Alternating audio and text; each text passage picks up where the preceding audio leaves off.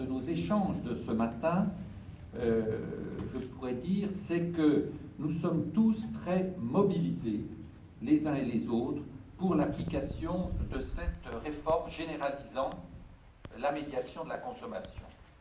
Ce n'est pas un exercice facile, mais vraiment on l'a senti dans les débats de la matinée, cette mobilisation est générale. Les professionnels se préparent très activement, notamment dans les secteurs dépourvus de médiateurs ou qui sont peu couverts en matière de médiation. Les professionnels qui ont déjà des systèmes les adaptent en raffinant bien le dispositif. Il y a aussi des nouveaux médiateurs, on vient d'en parler dans la dernière table ronde, qui se préparent aussi à venir dans ce secteur, à la demande et avec les professionnels concernés. C'est naturellement très important. Les représentants des consommateurs sont aussi mobilisés et vigilants, bien entendu, sur le respect des nouvelles règles, et ils se mobilisent notamment pour que l'information des consommateurs, cela a été dit, soit vraiment complète, claire et simple pour faire venir vraiment les consommateurs vers la médiation comme mode de règlement alternatif des litiges, comme c'est prévu maintenant au niveau européen. Les collectivités locales sont également concernées, comme cela nous a été expliqué par le délégué général à la médiation du défenseur des droits.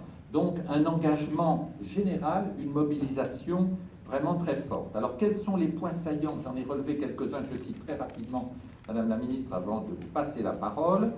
Le premier point, c'est que la médiation, on l'a répété, devient vraiment un droit pour tous les consommateurs et un service obligatoire pour tous les professionnels. Et ça, c'est quelque chose de très important, qu'il s'agisse de grandes ou de petites entreprises. En contrepartie de cela, il y a ouverture de la médiation à différents types de médiation. Des médiations sectorielles, de branches, des médiations d'entreprises, des médiations conventionnelles qui vont pouvoir opérer. À quelles conditions vont pouvoir opérer ou continuer d'opérer?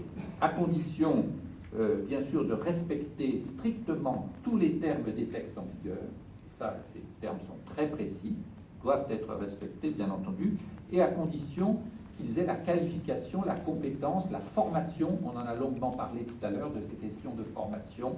Formation à la médiation, qui représente des valeurs, qui représente une écoute pendant tout un dispositif, et formation dans le domaine de la consommation, bien sûr, au droit de la consommation, pour, bien sûr, avoir l'expertise nécessaire. Deuxième aspect, en dehors de cette diversité qui est fondamentale et qui a des contreparties, bien sûr, l'indépendance des médiateurs, on l'a souligné, elle est tout à fait primordiale. C'est une question d'état d'esprit, a-t-on dit, mais c'est aussi un statut, ce sont des moyens. Il faut que les médiateurs, bien entendu, et ce n'est pas toujours facile vis-à-vis du professionnel, du secteur concerné, puissent avoir l'équipe, le budget nécessaire. Ceci est également prévu par les textes.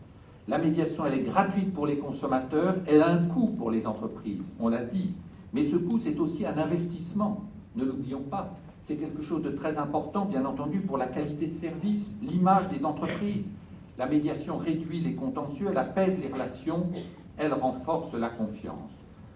Autre aspect qui a été également évoqué, le fait que le médiateur, au-delà du règlement de litiges individuels, qui est son travail de tous les jours, le médiateur, il propose aussi des mesures générales pour prévenir les litiges et améliorer les relations avec la clientèle. On distingue bien médiation et traitement des réclamations, service consommateur, service client, ça doit être distingué, mais en même temps, c'est complémentaire. Seul le médiateur est indépendant.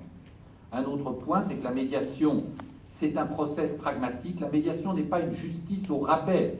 C'est quelque chose véritablement qui est pragmatique, qui a des règles, mais qui en même temps est souple et fondé sur l'humain, sur cette écoute, sur ce respect des personnes. Il y a le médiateur, il se prononce, on l'a bien dit, en droit et en équité.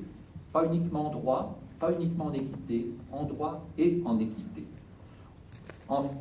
Avant-dernier point, nous reconnaissons aussi, bien sûr, tous, on a souligné le rôle clé que jouera la commission d'évaluation et de contrôle de la médiation pour garantir l'application des règles, bien sûr, et l'indépendance, l'impartialité, la confidentialité, la qualité des médiations de consommation. Un dernier point, c'est celui de l'information du public. Cette information, elle est naturellement cruciale dans la période qui vient.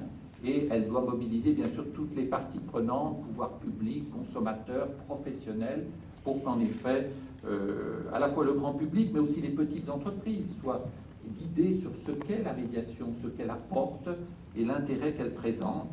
Et puis, bien entendu, l'information relève aussi des médiateurs, notamment dans leur rapport public annuel. Madame la ministre, je vous cède la parole si vous le voulez bien.